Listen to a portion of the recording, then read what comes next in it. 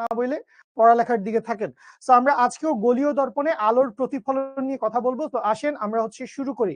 আমরা গলীয় দর্পণে আলোর প্রতিফলন নিয়ে কথাবার্তা বলবো। মেডিকেল বুয়েট দুইটাই ভালো। মেডিকেলে পড়লে ডাক্তার হওয়া যায়, বুয়েটে পড়লে ইঞ্জিনিয়ার হওয়া যায়। সো ভালো খারাপ বলে কিছু নাই, সবকিছু আসলে তোমার উপরে, তুমি ভালো না তুমি খারাপ আগে এটা চিন্তা করো। তুমি কি একজন অ্যাটেন্টিভ স্টুডেন্ট, সিনসিয়ার স্টুডেন্ট?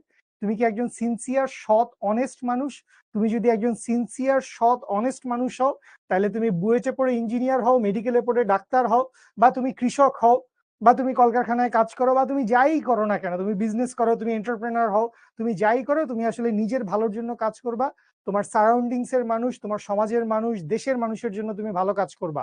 আর এরকম অনেক উদাহরণ আছে যে বুয়েটের ইঞ্জিনিয়ার, সে কোনো একটা সরকারি বেসরকারি প্রতিষ্ঠানের হায়ার অথরিটিতে আছে, বা কোনো একজন ডাক্তার, তার হয়তো বা একটা প্যাথোলজি আছে বা একটা হসপিটাল আছে, কিন্তু তারাও দুর্নীতির সাথে যুক্ত।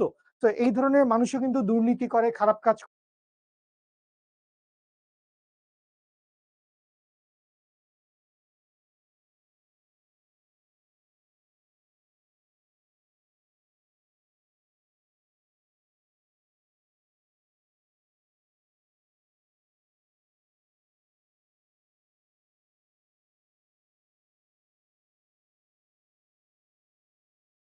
কি দর্পণ,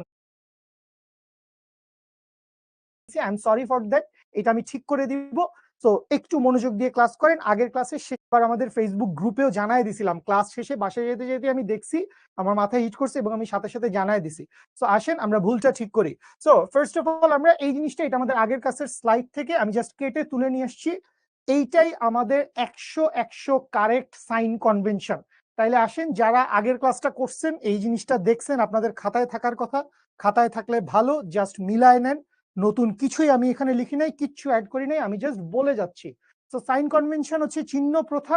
ইউ, ভি এবং এফ এরা কখন পজিটিভ হবে এবং কখন নেগেটিভ হবে। আচ্ছা, সো অবতল দর্পণ যদি আপনাকে বলে, অবতল দর্পণের ফোকাস দূরত্ব আজীবন পজিটিভ, এটা নিয়ে কোনো ডাউট নাই।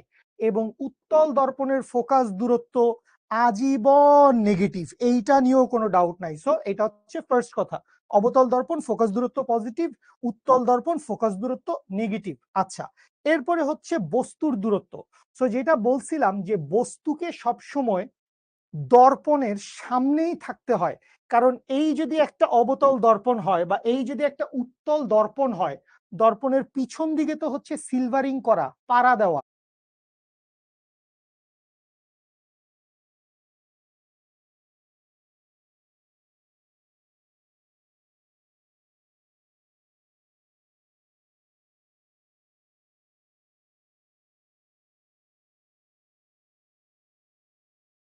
যা কিছু থাকবে সেই